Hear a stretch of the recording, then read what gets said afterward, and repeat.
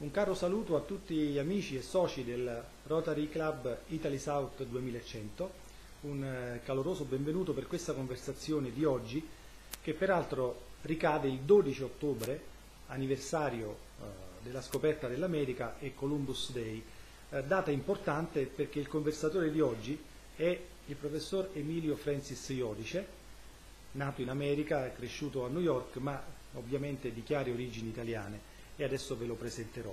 Emilio Iodice, della cui amicizia mi onoro da almeno 10 anni, ha un curriculum straordinario.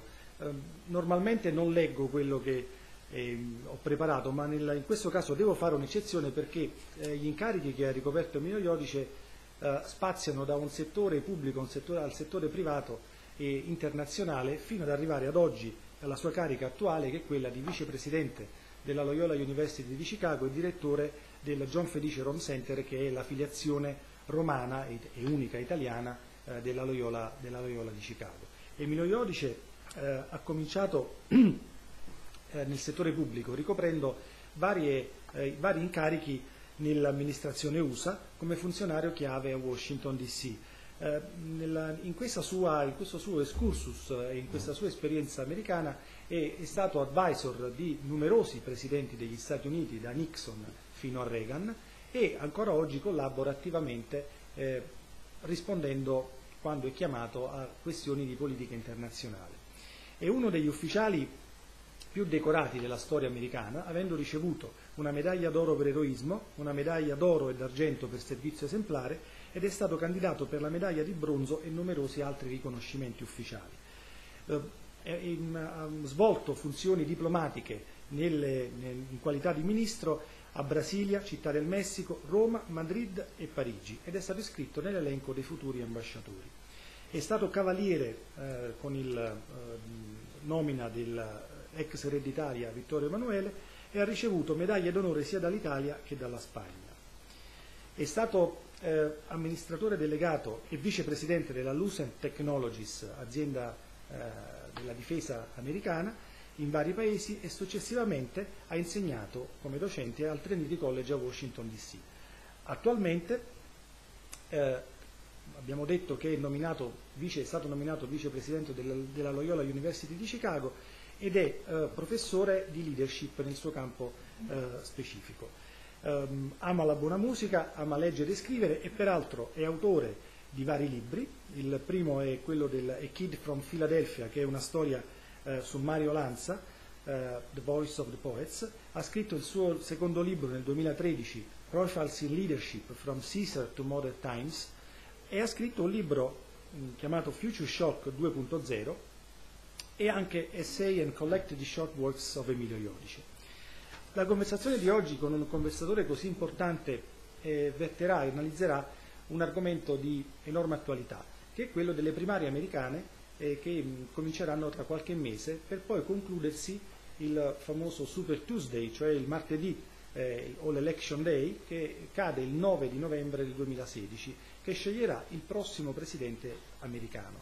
La conversazione di Emilio verterà principalmente sulla metodi di selezione delle primarie per i candidati poi a sfidarsi, per gli sfidanti ufficiali del Super Tuesday, e spazierà in modo libero, talvolta probabilmente interverrò per qualche domanda chiarificatrice, sulla geopolitica mondiale e soprattutto sull'impatto che l'elezione del presidente americano potrà avere in questi anni difficili, anni particolari, con l'Europa e la Cina, che sono potenze che si sono unite nel panorama mondiale a quelle tradizionali dell'America.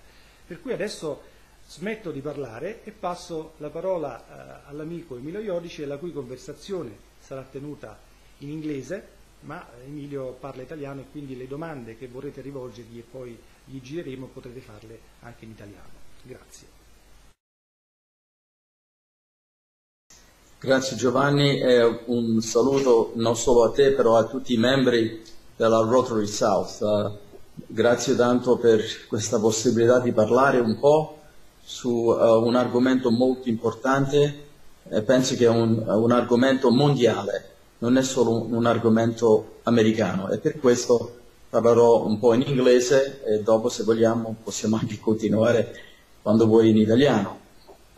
This particular election is very important in 2016 because at this stage of our century, we will probably determine the future of the rest of this century by the decisions that are made now, both in the United States and elsewhere. And selecting an American president today is no longer just picking someone who is heading up a nation. We're talking about a global leader, and perhaps the most powerful leader on the planet. So the job of selecting a president has to be taken very, very seriously. It affects every country on earth. It affects all the people on the planet. So Americans today have a great responsibility, just like they've had in the past. But I think it's even more pressing today that we think carefully about who we choose, because the problems that we face are so much greater, because they're happening simultaneously, and each and every one of them are lethal in nature. And I've mentioned this in my recent book, Future Shock 2.0, The Dragon Brief 2020, which looks at the future. I've talked about it in my book, Profiles in Leadership. And I hope to launch a new book called Selecting the President in the very near future. What are we interested in today in terms of great decisions that have to be made for the challenges that the world faces? Number one, the economy. The economy in the United States and around the world is still very, very difficult. We're not in a period of robust economic activity by any means. And one of the things that we should seriously be concerned about is what's happening in China right now.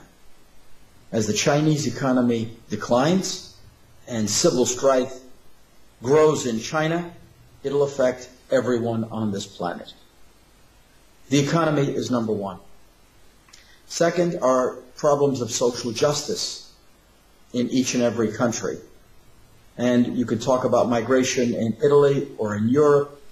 We have migration problems in the United States, and we have many, many problems of social justice that have to be dealt with on a daily basis in each country. But many of the things that we do in the United States, whether it's capital punishment or whether it's gay marriage, is often reflected in other countries as well. Our environmental laws have been copied around the globe. So, the United States is facing these issues. How we deal with them affects others. Other challenges. Global terrorism. We're not just talking about Middle Eastern terrorism. We're talking about terrorism that is moving around the planet. It's going from one country to another. Some of it is indigenous to that country. Other forms of terrorism are linking together what already exists elsewhere. The environment, very, very serious problems. We can debate all day long whether or not you believe in global warming. But certain things are factual. We see what's happening in the Arctic. We see what's happening in the Antarctic. We see what's happening with our climates in general. We see the great Pacific garbage patch that's growing in the Pacific Ocean between Hawaii and China that's twice the size of France today and getting larger and larger. It's a menace to navigation. This is happening all around the world. So these environmental issues are very, very serious. We've had pandemics. We will have more of them. We have Ebola. It's not gone away. So my point is that each one of the problems I've just outlined are huge in nature. Each one affects the whole world. They're happening simultaneously. In the past, we were able to deal with wars just by themselves, mobilize the whole country, all the continents to fight a war. We dealt with environmental problems in the past, like during the Nixon administration, we devoted ourselves to cleaning up Lake Erie. And Lake Erie, today, you can drink the water. We dealt with the Spanish influenza. But all of these problems at the same time are a challenge to any American administration and any administration of any country that is affected by them, and everyone is today. We can't solve one of these problems alone. We have to have international cooperation. So, my point is that the person that we put in the White House is not one person, but a whole government, a government of people that have to be devoted to understanding these issues and how we resolve them. They have to be one mind with the president. The president in the United States selects 5,000 political appointees. And those people run the administration. They have to come in with a certain philosophy, a certain background and certain experience, and certain leadership skills. So my concern, and this is my thesis, is that we need to select someone for the White House. In the past, we've devoted our books about presidents to their achievements, to their life. What about the leadership qualities? We've touched upon them in the past. But we as voters, and countries like Italy and elsewhere, that are concerned about how we vote and how we choose, perhaps even need a say in all of this. So we should be concentrating on those qualities that we need in the White House today so that we can shape the future. And so that your children, Giovanni, and my children and grandchildren can live in a future of hope. Today, we're at the point where we no longer can predict the future. Technology, with facts, with understanding, that we could actually predict what was up ahead. We're not good at it anymore. So much of it is unpredictable, and that's part of our problem. And Emilio, looking at these candidates for both Democrat and Republican parties in the U.S., do you see, or have you seen in some of them these qualities in leadership and in fighting together attitude that somehow let us hope that the next president of the United States can really hold these qualities? I do see some qualities in some of the candidates. There's no one Lincoln in any of them. There's no one Theodore Roosevelt in any of them. But each and every one has certain qualities that they bring to the table. I prefer governors of states because the governors of the states in the past have usually been the better presidents because they bring political skill as well as administrative and executive skill to the job. We've had Washington outsiders in the past. We've had many of them that have run for president. A few have been elected, not with the best results. So when someone says that their big advantage is that they're a Washington outsider, I don't necessarily consider that an advantage. They have to be able to deal with the Congress, and that requires political skill and understanding of the system. So, if you look at the Democratic side, we have Sanders on one side, who is on the far left of the party. We have Hillary Clinton, who's in the middle. We have a few other candidates that are in the middle or on the right.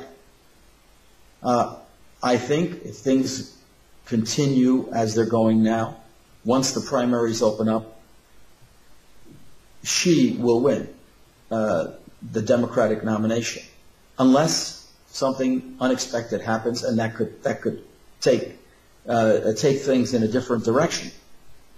But I think Hillary Clinton probably will be nominated, and by looking at some of the positions that she's had on issues, some of her experience, she brings out some of the qualities that we may need in a president, perhaps. All this has question marks to it. We'll see as the primaries go on whether or not the challenges she faces bring out her qualities.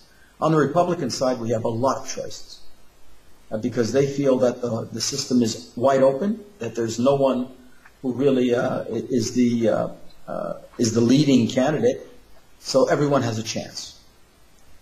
And there, again, we have the governors. We also have some former politicians and senators, and we have the outsiders, like Mr. Trump, who makes all the headlines today. Each of them brings something to the table. I think it's a little bit early, but probably in February when we have the Iowa caucuses, and then we have the primary in New Hampshire, and then in March where we have what they call Super Tuesday. At that time, we will have a very, very good understanding of the qualities of these leaders. One thing that is really important in all of this is to have a leader who, in addition to having good character, integrity, able to communicate, these I take for granted, they have to be a reformer. The system needs reforming. We talk about it every presidential election. Reforming the way we raise money for presidential candidates. We need billions. But they have to go out and ask for money. And then those people that give them the money, of course, have an agenda. And that's the way the political process works, the lobbyists. Immigration reform, we've been talking about that for years. Climate change, environmental reform, the way we deal with that. So we need a reformer in the White House, and we need somebody who will bring in a government of reformers as well. In Italy, as you probably can understand, we are curious about this Donald Trump's position now in the United States, whether he really has chances to be the next American president, and if he's prepared to be the most powerful leader in the world. Because as you said, one of the qualities should be the international relationship attitude and know already the world outside the United States. As I understand, Hillary Clinton prepared herself for years now, being the Secretary of State for a while, and of course she's somehow devoting her career and her attention also to international matters. Donald Trump, other Republican candidates that probably are not very known in our country, have no this experience. How could Donald Trump, for instance, be a serious candidate to the White House if this characteristic, the knowledge of the international relations and world, is something that counts among the U.S. voters or not? It does count among voters. It's not the first issue, unfortunately. The first issue is always the economy. So that will be the governing issue. And Mr. Trump talks about the economy a lot. He's put out a program of tax reduction in order to make sure the economy gets stronger again. And he's a business person. So as a business person, he looks at things from the point of view of business, industry, jobs. And that's the solution to many of our problems. His foreign policy experience is almost nothing, except he's had international investments around the world. Yes. What happens in a case like this, where we elect somebody who doesn't have that kind of experience, we have to hope is the word, that they bring in a team of experts in foreign policy, and they listen to them. We've had presidents in the past that failed that test, that really weren't able to deal with the big issues in the globe, the international issues, because they didn't bring foreign policy experience to the table. I remember Jimmy Carter, for instance, who many believe was a good president. Others have different opinions. But he tried to compensate for his lack of foreign policy experience by having a good team of people as National Security Advisor and as Secretary of State. It didn't ultimately make him a strong foreign policy president. In fact, he probably failed on that issue as well as the economy.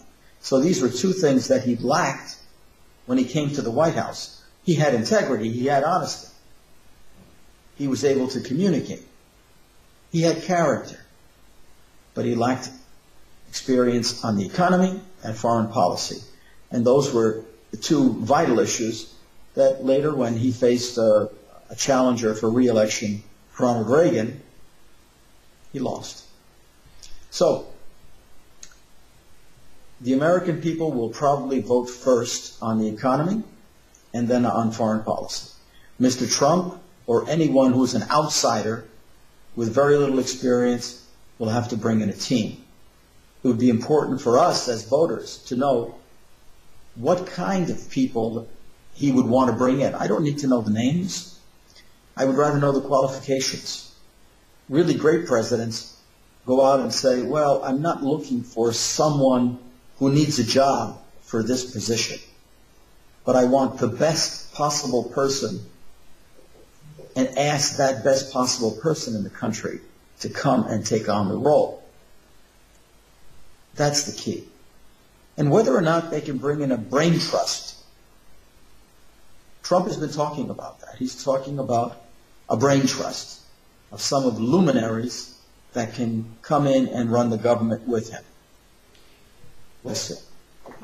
Another question is, from your observatory in Italy, living in Italy but being an American, and with such an experience in the political environment in the United States, how do you see the change of the American influence in Italy compared to the past decades, where Italy was totally under the U.S. influence here, but now it seems that Russia is coming out, and of course the European changes and of the European Union, of course, have an impact also on our alliances with the United States. How is now the situation, in your opinion, and how this new president of the United States could change or could face these changes in a historical alliance like as Italy has always been?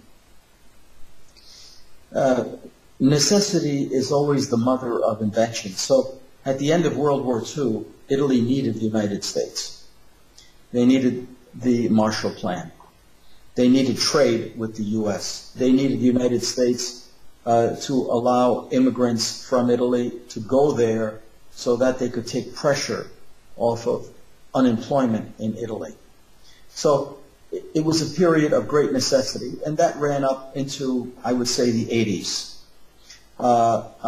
And then we had NATO. The North Atlantic Treaty Organization was created at the end of World War II. Of course, it was part of the Cold War, and to keep the Russians from doing any more damage than they already did by taking over Eastern Europe, by keeping the Russians out of Western Europe. The alliance was an insurance policy, in my view. And I believe that NATO helped also bring Europe together to the EU because of this insurance policy, this security blanket that exists, it still exists, that protects Europe from outside military incursions by its alliance with the United States. So, it's part of a bigger family. Italy is a member of that family. Today, Italy is less dependent, of course, on the United States economically than it was before. Once the European Union and the euro came into effect, trade for Italy had to shift automatically to looking for more alliances and partnerships and businesses within Europe. The euro forced that. The exchange rate forced that. Investments forced that. Now, however, the U.S. market is still a major market for Italy. Culturally, the United States and Italy have very, very strong ties. If an Italian government has wisdom and vision, they will not put all of their eggs in the European basket. Half in the American basket and maybe another half in the European basket. Italy has become more dependent on Europe, not only for markets, but also for policy decisions and for energy. The Russian lines that come into Europe and bring natural gas to all of Europe is affecting Italy. But Italy, even though it is less dependent on the United States today economically, still has a strong military blanket that protects it. This special alliance is an important one. I remember the war in Bosnia. And I also remember a number of other military incursions that the United States got into. In each and every case, the United States came home. There was one great military leader, Italian military leader, who once said, "I'm not afraid of America because the Americans will ultimately go home. They won't stay." Well, that's why the alliance with the United States is so vital and so important. Americans want a free, strong, prosperous Europe and prosperous Italy. The best kind of relationship is a relationship based on that, security and prosperity. It's like the relationship we have with Canada. No one wants a poor neighbor. When you have a poor neighbor, you have Mexico. Italy has poor neighbors in Africa. Look what's happening. So, Italy today and the leaders of Italy today and in the future should look to the United States for security, for economic opportunities, for strengthening the relationship and keeping half their eggs in the European basket and the other half in the Italian basket, in the American basket. Thank you. And my last question, this is my curiosity. How much money is needed for a candidate to the White House or for the primaries to face a sort of successful campaign? Because probably in Italy we are not aware of how much money is involved in a candidate to the White House and how this money is raised. This is a totally different system that we in Italy, as we all know, is not practically existing, the lobby system raising money for the candidates, and how this is balanced with the promises that the candidates can make to the donors. So I would like you to clarify this to us. I've been asked this recently in a number of radio interviews about the European system and the American system. The European system still, with all of its faults perhaps, does a better job, in my view, of selecting good people to run these various jobs, these big jobs, in a shorter period of time and with a system that's less expensive and still is democratic, so to speak. The American system, unfortunately, has become dependent on big donors giving millions. We're talking about a presidential campaign today that requires hundreds of millions of dollars to run, from the primaries all the way to the White House. And we forget that congressional and senatorial campaigns also require millions upon millions upon millions. It's a huge industry, a huge business. The people that give money to these campaigns, some of them are altruistic. Some of them just want the best candidate. Sometimes they raise money through the internet, like Obama did to a large extent, through thousands and thousands of people who were committed to him. But in the vast majority of cases, it's the super PACs, they call them, political action groups, super political action groups, that amass a fortune of money through fundraising, and they give it to candidates with an agenda. Nothing is free. So that agenda could be tax policy, industrial policy, environmental policy, and a whole host of other things as well. That's not good for our system because it distorts what is in the public interest. So that's what needs to be changed. And that's why I said a reformer has to come in and change campaign financing. We know what needs to be done. We're just not doing it because we don't have courage on the part of the politicians, because they are dependent on the people they would reform and the system that they would reform. So a president coming in who represents the highest institution of the country and trust would have to be that person who is the reformer, who changes everything. We had it in Theodore Roosevelt. Theodore Roosevelt was not elected president. The president was killed in office. He was assassinated, William McKinley. I'm not sure if if Roosevelt would have been elected or nominated by his party to be the candidate in 1900. But he ended up being one of our greatest presidents because he was a reformer and he wasn't afraid of anything. So the system is corrupt. The system has to be changed. God willing, we'll still get a good candidate and a good president, even though the system is the way it is. But it has to change.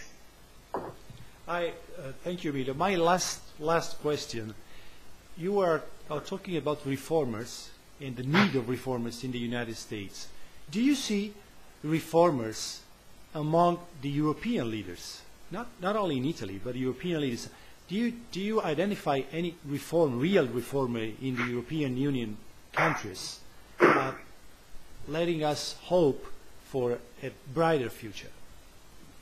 Unfortunately, the only reformers that I see in Europe are the extremists, the ones that are on the left, far left, or the far right, that talk about changing the system, which is not good. And they will accumulate more and more votes, especially when things economically and socially go badly. The people in the middle need to listen to them, not necessarily follow what they recommend, but at least listen and show the people that they're listening and come up with a middle ground of reformers. But in terms of important, influential European leaders that are reformers, I don't see any today. I don't see any, unfortunately. And Europe knows what it needs to do. We need to reform the whole system of immigration and migration. This is a very serious issue. It's going to overcome the continent soon. Also, the whole issue of assimilation of people. How do you assimilate the millions and millions of Muslims, for instance, that are all over Europe today? When places like Amsterdam, in Holland, for instance, they're talking about actually adopting Sharia law locally. Can we really have that if we want Europe with Europeans? So the reformers need to think about assimilation. How do we deal with assimilation? How do we promote assimilation? Just like we had it in the United States. Immigrants that go to the United States, in one form or another, become assimilated because they're fighting for economic survival. They have to speak the language in order to get ahead. They change. And from one generation to another, you develop Americans. Well, we have to develop Europeans, even from the migrants. And those migrants should be considered an opportunity for Europe if there was a true, strong program of reform to assimilate them and to make them into Europeans. We don't have that today. Well, Emilio, I think that this was more than a Rotarian conversation, as we are more or less used, a lecture, a lectio magistralis from a very competent observer and analyst of the geopolitical strategies worldwide. So I thank you personally and on behalf of our members and on behalf of all who will probably see this interview on our website. And if you allow us, we will then send you questions that can arise from your interview, because we have a forum in our website, and so our members and those who are invited can exchange opinions, and if some question come out, and I'm sure that they will, we will then forward this to you, and you can respond appropriately at convenience. But now, to close this interview, I just thank you from my heart and personally, with love. You know that we are very linked personally, and it's now almost 10 years that we know each other. It's always a pleasure to listen to your analysis, deep analysis, and worldwide analysis. I'm very proud. Thank you so much. Thank you, Giovanni. God bless you, your family, and all of the members of Rotary South. Thank you, Emilio. Bye-bye. Thanks. Thank you.